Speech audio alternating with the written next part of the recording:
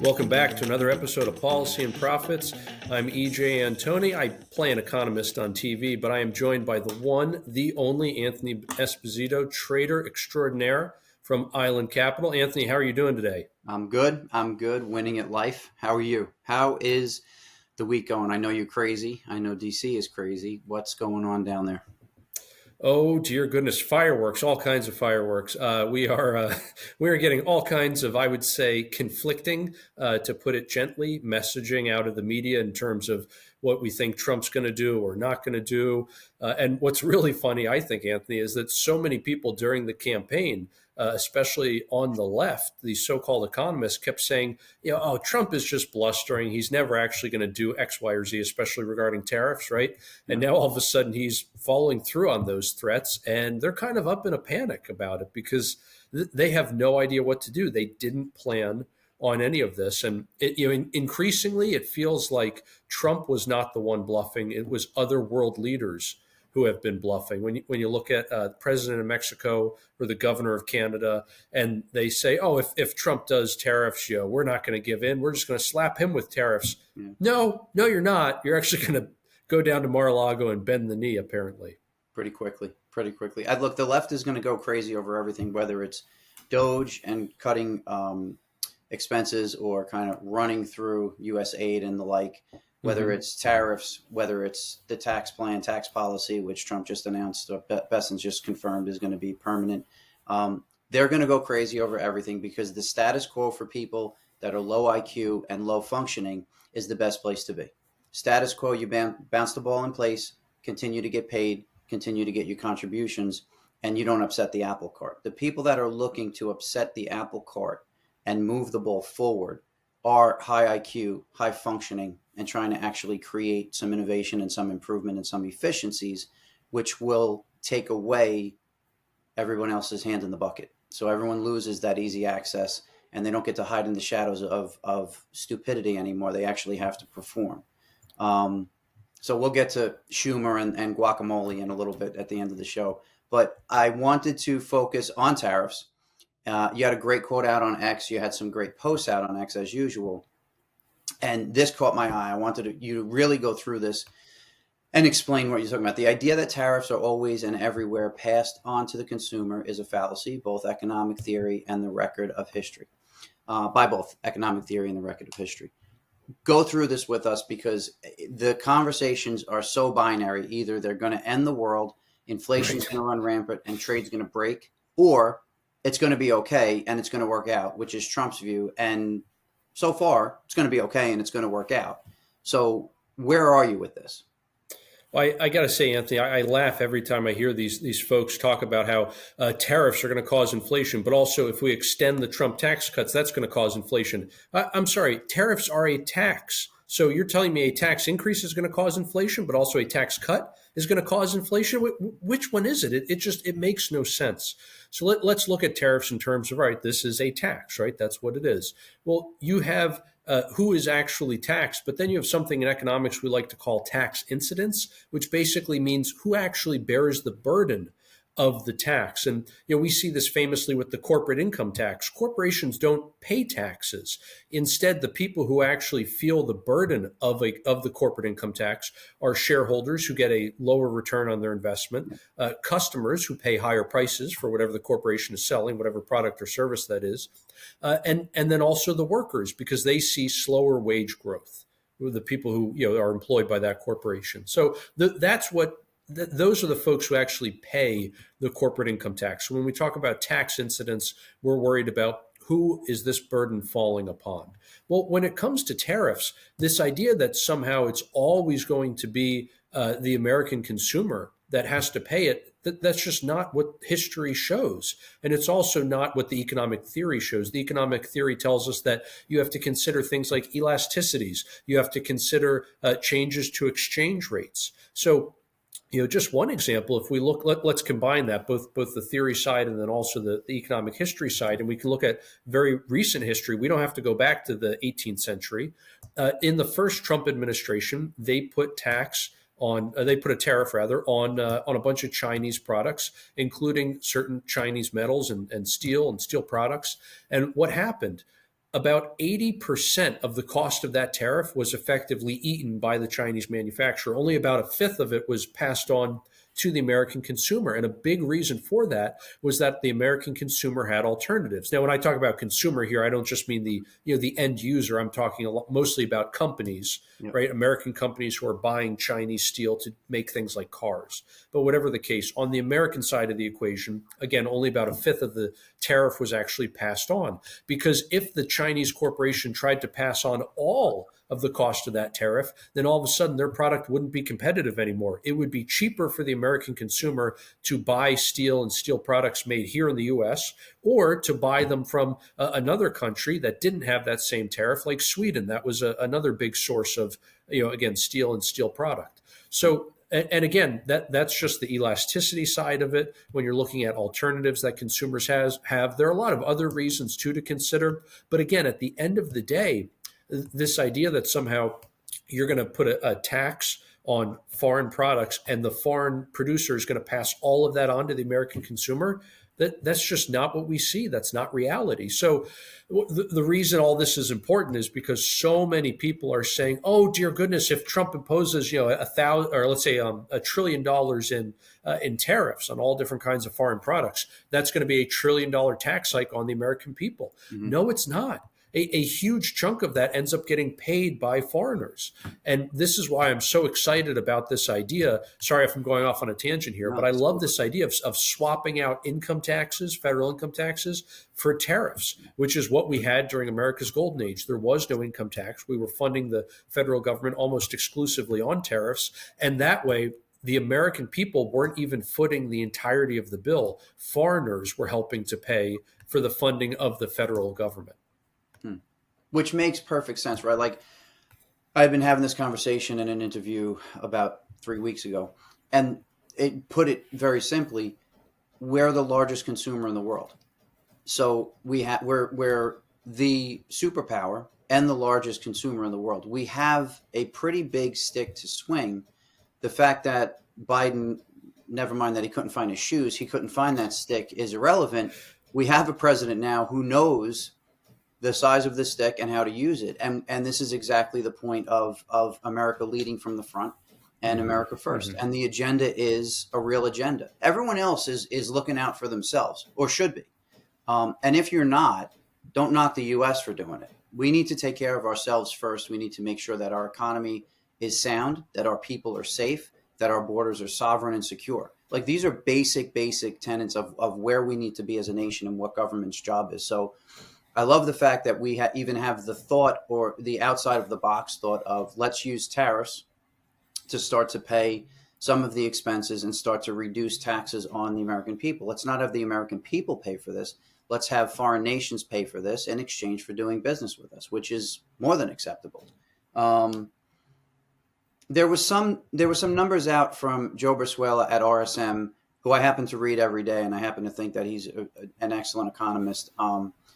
A good friend, a few friends of mine at different hedge funds read him and have forwarded his work to me, and I think it's fantastic. I want to put them up, and I just want your quick take on what the results would be. So he had put together a report on tariffs 3 or 4 days ago, and was talking about GDP growth.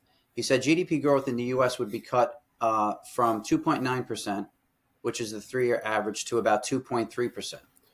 And then inflation and interest rates would rise, with the 10-year climbing to 4.755%.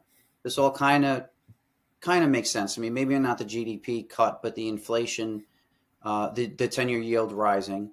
And then at stake is 1.3 trillion in trade imports from China, Mexico, and Canada. That's 43% of U.S. imports, 5% of the 27 trillion U.S. GDP. So where are you on this? Can we, first of all, would we see almost a 1% cut, or a 60 basis point cut in GDP growth just from this tariff conversation? And how do we avoid that? What's your view of how we avoid that if tariffs are put in place?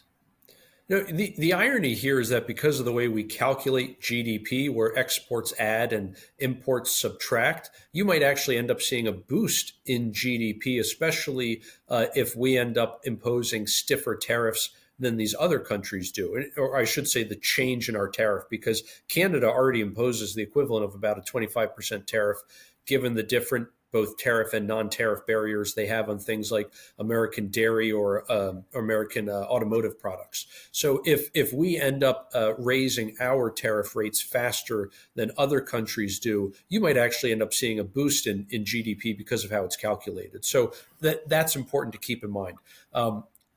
And then with that as the backdrop, I would say, Anthony, that because GDP is not necessarily the best measure of how people are actually doing, look at what we've seen over the last several years where government just keeps spending and spending more money. That somehow adds to GDP, even though you're using resources less efficiently. So if you want to talk about like the American people's standard of living, or the average cost of living in America, I think those are the kinds of metrics that are more important to consider when we're trying to evaluate whether this is a good or bad public policy, right? And by those measures, I think something like the long-term effects of a trade war would actually be very beneficial, believe it or not, for the United States. In the short run, can there be some pain? Absolutely. Okay. But what ends up happening is as we increasingly re-onshore, or as we reverse the corporate inversion that we've seen and we bring manufacturing back to the United States, tariffs coupled with deregulation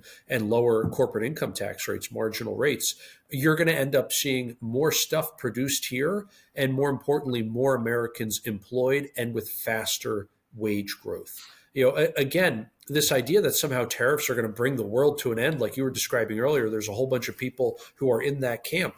I'm sorry, but the record of history says that that's not true. During America's golden age, our fastest sustained periods of economic growth, we had very stiff tariffs and a lot of protectionism in this country. Now, that's not to say tariffs are always going to be beneficial. We have seen tariffs implemented very poorly, like under Herbert Hoover, the Smoot-Hawley Tariff Acts of the 1930s. So I think that there's a right way and a wrong way to do it. I am very confident when I look at Trump, when I look at Bessent, that they're going to be implementing this the right way and not the wrong way. And so again, I'm not even that concerned, I would say, at the end of the day, about the GDP forecast, particularly because, number one, it's not always a good measure of how the average American family is truly doing in this country. But then number two, again, because of the way we calculate GDP, sometimes a slowdown in international trade will actually cause GDP to go up and not down. Would you say, so that's interesting as always. Would you say that there was this big shift and this big, I mean, it was an outright movement to really globalize, which was evolving, globalize the individual country's economy. So the idea, I guess, coming through really probably the 1960s and 70s, and then really got a shot 90s into the 2000s to create a global economy. And you can mark that up in any way you want. China joining the WTO was one kind of landmark event where we all started to move in this direction. Obviously, we're further there than we were back in, I guess, the early 1900s, which was when there were no income taxes in the United States and all of those expenses were paid by tariffs, right? So is that global economy, my question is the global economy that has evolved now, is that making it harder, or is it breaking the past history of tariffs? Like, is it harder now to have tariffs put in place and not have damage done? I'm trying to take the counter argument. I agree with you, but I want to see what you think. Is the global economy a problem for Trump's use of tariffs? I don't think so, but I think it's important to distinguish between the kind of global economy we have today, Anthony, and the kind of global economy from yesteryear. So, in the past, when you had everyone on a gold standard, for example, you couldn't do things like really depreciate the value of your currency to try to boost your export market, which is what a lot of countries, especially China, do today. They engage in all kinds of currency manipulation in order to make the goods coming out of their country look cheaper than they actually are.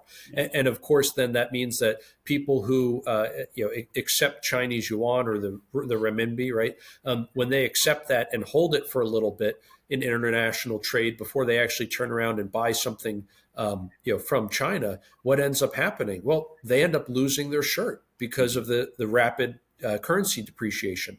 And that's what we have seen over the years out of China. This was actually something that the Trump administration, in the first go around, tasked the Treasury Department with looking into, Yeah. and basically they were starting to make inroads, and we're going to start slapping tariffs on China to essentially, if the currency depreciation makes something artificially cheap in China, and then you put a tariff on that good, you basically bring the price back up to where it should have been if the currency values were just stable. Again, with the gold standard, you never had to worry about that, but you do have to worry about that today. I think that is something that the new Treasury Secretary is probably going to look at, and may very well make recommendations to Trump. Hey, every month or every 6 months, whatever the case may be, we need to be reevaluating the value of the Chinese currency and slapping additional tariffs on them, in order to make up for these artificially low prices. Yeah, well, they're manipulating the currency. It's not even in the shadows. We know that they do it. They know that they do it, and it's part of their process. So that makes a ton of sense. All right, cool. So I want to look at what comes from where, just anecdotally. I'm not anecdotally, like we have figures to put up, but kind of there's two. It was the Mexico Canada discussion first. We've gone to China. China's a different kind of a different animal, but so here's why I think these tariff conversations with Mexico and Canada are completely overblown, and they're not going anywhere. If we look at Canada alone, crude oil, and that's heavy crude coming down from Canada, is $92 billion in goods. And then you have passenger cars, autos at $33 billion. So if you focused on heavy crude, which has been the real conversation on my desk and with all the guys that I talk to day to day, that heavy crude has to come down to the U.S. to be refined, right? That's the deal that we have with Canada. We need their heavy crude because the crude that we have is too light to refine. We're looking to refine heavy Canadian crude and then pass that product back. So if we look at the pads, which I thought was interesting, I had a buddy at RBC send this over to me. The next slide, the next graphic is actually where the crude is going in the U.S. So we have essentially break this down into three different pads. We have the mid-north, we have the East Coast, and then we have the kind of the Gulf of America and the South. We're bringing in Canadian heavy crude. You like how I did the Gulf of America? Oh, that was not lost to me. Don't worry, Anthony. Well played, sir. And it was seamless, but thank you. So if you have heavy crude from Canada coming down at the tune of $92 billion, and we decide to tariff them, and they decide to say, well, we're not going to send it down to you anymore. They can't do that. It would cost them more money because they can't refine the crude. Like, these are the finer points, is my point of what the conversation actually is. They can't refine that crude.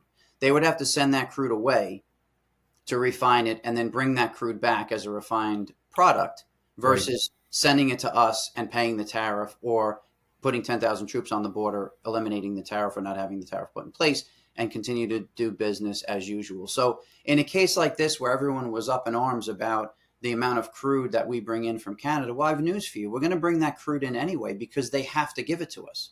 It literally is their economy. It's their lifeline.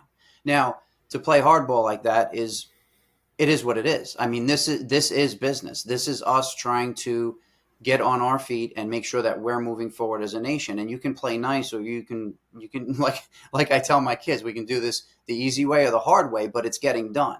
And I think that Trump has proved this with Canada because, pretty immediately there was a bent knee and they conceded to what he's asking for, which, by the way, it's not a lot for a friendly ally neighbor to the south to say, hey, we need your help securing the border on your side. We have a real problem in America. For them to say, no, we're not going to do that, kind of raises my eyebrow to say, why? Why wouldn't you help us stop the flow of fentanyl? Why wouldn't you help us stop the flow of illegals coming through? And for those that say, well, the northern border isn't really an issue, it's the southern border, fair enough. But it is an issue, and I would suggest that as the southern border gets locked down, if you leave the north open, it makes sense to me that those trying to get in, sneak in, and smuggle billions of dollars of fentanyl and drugs into the country and human trafficking into the country, they would find another way. And I would think that would probably come some part through the northern border. So neighbors to the north, we play nice, they play nice, and everything's good. If we look at the next one, which is Mexico, I know Senator Schumer likes to talk about guacamole, and really great vegetable lesson by Senator Schumer. I mean, so high Q and such an intellect. I mean, it really is amazing to listen to him. I didn't know that guacamole was actually made from avocados, but now I know. And I didn't know that Corona Cerveza was imported from Mexico, but now I know. So I feel much better heading into the Super Bowl. Guy is a complete buffoon. I mean, he really just needs to go away, as does, I'll say 90% of the Democrat Party, but we can mark it at 100 and just start over, because they're all very low IQ and very low performing people. But if we look at Mexico, same type of thing here, right? We have auto parts and makers down in Mexico. That was the big deal. You and I were talking about this earlier in the week as we were talking about the market and Island Capital. For GM, the automakers were getting hit hard, way underperforming on this tariff conversation, along with the energy names and all that noise. But the automakers were getting hit hard because of the fact that there are so many cars and parts being shipped up, assembled, and shipped up through Mexico, through the southern border to the United States. So again, right, like, we can make the argument that we can do this at home. We don't need you, to your point of elasticity. We don't need to take this in from you. And if the auto part makers, Fords and GMs of the world, are going to see that they're going to get crushed at the border, right, EJ, what do? They just produce in the U.S. Yeah, spot on. Absolutely, Anthony. And, again, increasingly, one of the things that we're seeing is that a lot of these auto parts and accessories, as they're listed here, or even fully assembled vehicles, so much of this is, although it says it's from Mexico, although it says it's from Canada, when you look at the label on the box, you'd be surprised how much of this is actually coming from China. Mm-hmm. And both Canada and Mexico have essentially been allowing China to abuse the USMCA and circumvent tariffs on China. And of course, Canada and Mexico get kickbacks for that. So although we talk about how, you make a really great point on the northern and the southern borders, but I think we can go maybe even one step further and say, look, a lot of what's coming across even the northern border is actually coming from China. And that's a big reason why it's so difficult for Americans to compete, for American manufacturing to compete, is because the agreements, even the agreements that President Trump was able to hammer out to give us a better deal, I'm sorry, but if those aren't being followed, it's a dead letter. Yeah.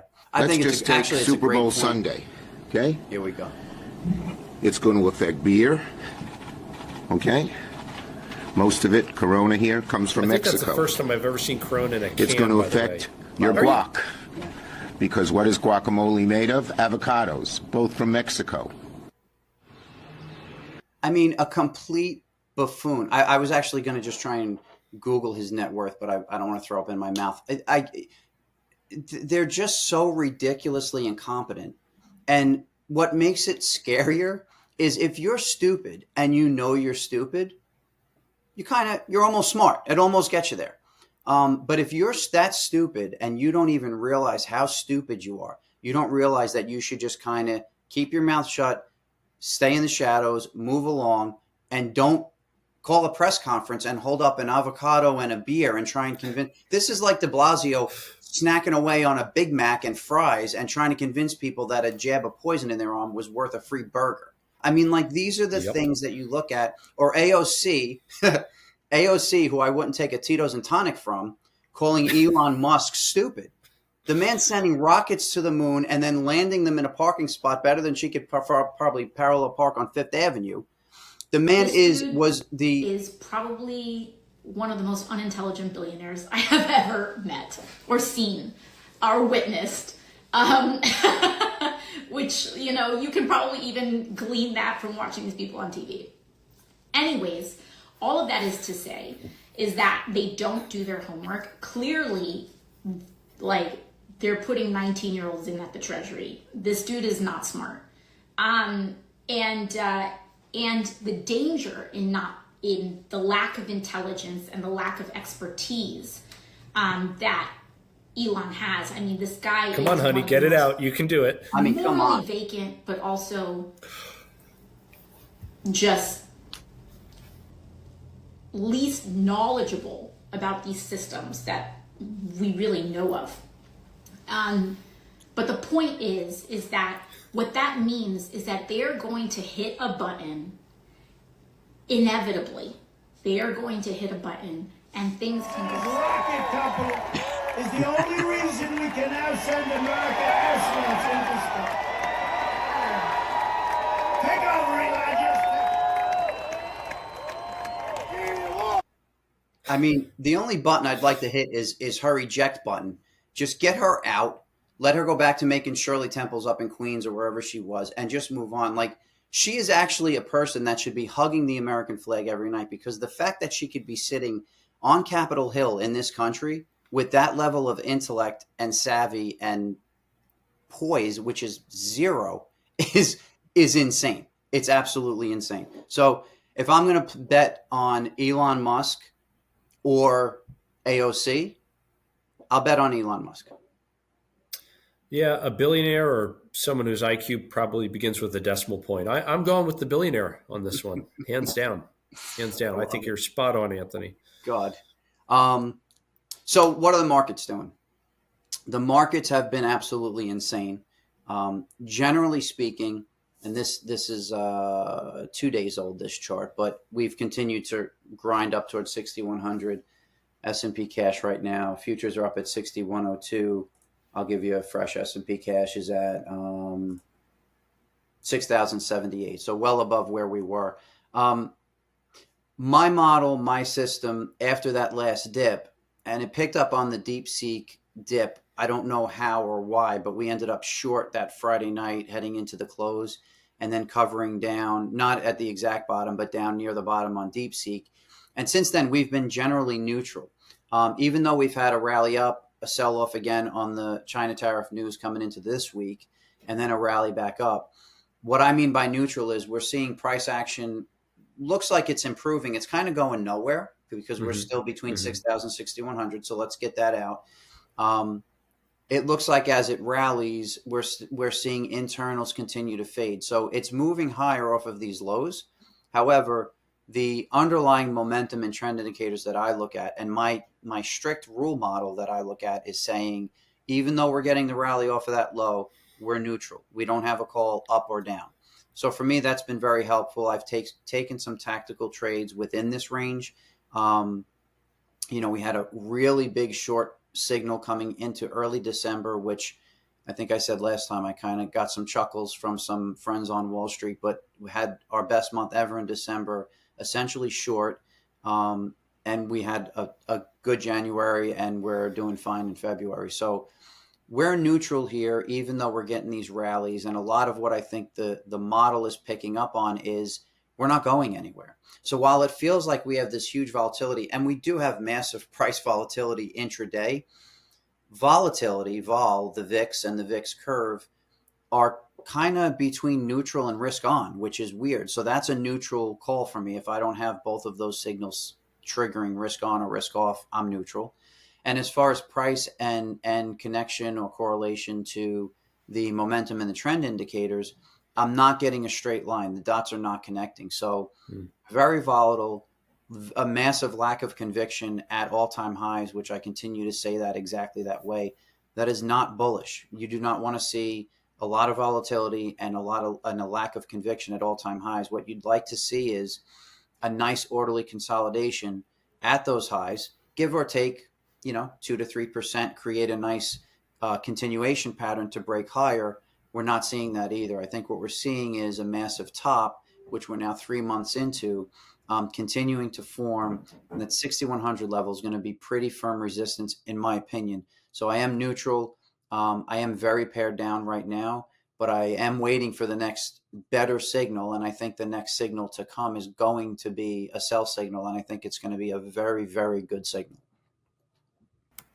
So, what are you looking at, Anthony, in terms of moves here? So, I know we've talked before about how it looks like either big move to the upside or big move to the downside. In terms of where we go from here, right? So, how do you position yourself? I mean, for a novice like me, that sounds like, all right, there's no way you can do both, right? You can't have a foot in both camps. So, how do we actually protect ourselves for one way or the other. So if you're an investor and not a trader, and I consider myself to be somewhere in the gray area between investing and trading, we do have longer term positions that we hold, but we are active. Part of the purpose of the fund is to be certainly not a day trader, not my gig, but it's to be more active and more nimble with bigger size on better signals and not sit.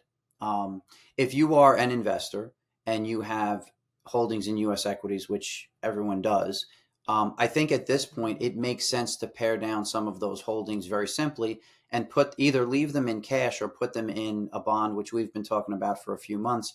And I know that it's not a popular view, but you can get 4.5% in a risk-free treasury right now.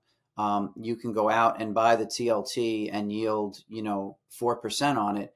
That's, I think, what the game is for not a novice, but just an investor that doesn't have time and is not, they're a carpenter or they're a truck driver or they're a doctor and they're not watching the screen all day. So you have a yield on the TLT, which is the 20-year bond ETF, at over 4%. Take the 4% on 20% of your money or 30% of your money. If you're wrong, good for you. You're wrong. You can scale back in if this thing starts to break out, or if we get a massive breakdown, you can buy stock back cheaper. But I think the fixed income and a risk-free rate of over 4% is interesting and a way to park. Anecdotally, and I don't know exactly what the reason is, but I do know that it's rare. You have Warren Buffett at over 50% cash right now. So that for me it's a question. It's an anecdotal data point. Why is he over 50% cash? Is it going to be a transition thing where he's going to be stepping away? There's going to be new CEO, new investment team, and they want cash on hand to put to work? Or is it a thing where he is looking at the market as overextended and overvalued, which away from the model, I am here based on the Schiller PE and the inflation adjusted PE. So take some money out. You're almost at all-time highs here, and there are some real questions coming up. Take your 4.5% in fixed income, and then as the market kind of sounds out and we start to see what we're going to be doing moving forward, if you get better prices, scale back in always. And if we start to run and you feel like you want to get back involved because the dust has settled and cleared, you won't be the first one at the party, but you'll be at the party again. But I wouldn't suggest going to cash 100%. That doesn't make any sense. But, to be 20 or 30% cash and get 4.5%, 4.2% on it, I don't see anything wrong with that. And what about gold? I mean, again, this is something you and I have talked about a lot in the past. We had 3,000, I think, at a price target. I forget how long ago. And actually, you and I, if I remember correctly, we were talking back in January, not this year, but last year, about what a great play gold was, right? And gold obviously just went on a tear for the rest of 2024. Yeah. Is 3,000 still a realistic price target in your mind? And I guess kind of as a backdrop here, we were seeing a bunch of news headlines recently about how there's a shortage, quote unquote, of gold. And I don't think it's so much there's a shortage of gold as there's just excess money floating around, right? That all these central banks are just dumping everywhere into every country's economy. And they're trying slowly but surely to replace a lot of their fiat currency reserves with actual physical gold. Russia's been doing this. They've been really going hog wild, I think, even before the war in the Ukraine, and they're continuing to do so to this day. So again, all that kind of is a lot of backdrop. But with that backdrop, what are we looking at in terms of gold? Where's it going, and what kind of place does it have in the portfolio right now? Yeah, gold is a long-term hold for us. We're strategic in our entries and exits on a portion of our position, and then we have a core holding that we don't let go of. I think as you came through November, December, just to back up, it was kind of a crypto conversation, and there was some eye taken off the ball in gold, and the buyers stepped away for the moment. And then by the buyers, I mean the sovereign nations and the sovereign banks of the world. We got back to 2,600. We tested along 2,600. We bounced around the 100-day moving average back in November and December. And I'm not kind of talking in the rearview mirror. You can go back. You can actually go to the website, islandcapitalinvestments.com, or you can go to the X handle at CMT_Anthony. back in mid-December, late December, I think it was December 23rd ish. I had written in the report that gold was a fantastic buy at that level that day. It was trading just above 2,600 spot gold. I believe it was at 2624 when I issued the report, and I actually have the price tagged in there as a ref price so that people knew what I was talking about. So not rear view mirror, real time. And I never make a note away from the S&P on my daily report, but I did this time for gold because of what a fat trade it looked like. I just saw a massive upside potential, and the upside versus the downside, for me, it was a risk reward that was, a 10 to 1 in an asset that I like. So back around 2,600, we went out on a special note to buy gold. Gold's up now at 2,900, spot gold at 2,850 today. It's off a little bit from the high. We like the trade. I still like the trade. I do think we can go to 3,000. As far as a safe haven asset, gold's come back into favor. As far as central bank buying and sovereign buying, that has started to kick in again. Recently, I've seen India, China, Turkey, and Russia all on the list as far as increasing their purchases. Once they start to increase purchases, momentum takes over and the commodity moves, and it's moving. And then there's this idea of an inflation risk. Where are we going to be as far as inflation, and is that a risk? We just had the UK out this morning with a 25 basis point cut, but an extremely hawkish statement and saying, and I believe they use the words, inflation has a risk of spiking. So we're not only talking about obviously US inflation, we're talking about global inflation and a global demand for gold, and we're seeing that. I'm really happy with the call we made. I'm really happy with the note I put out.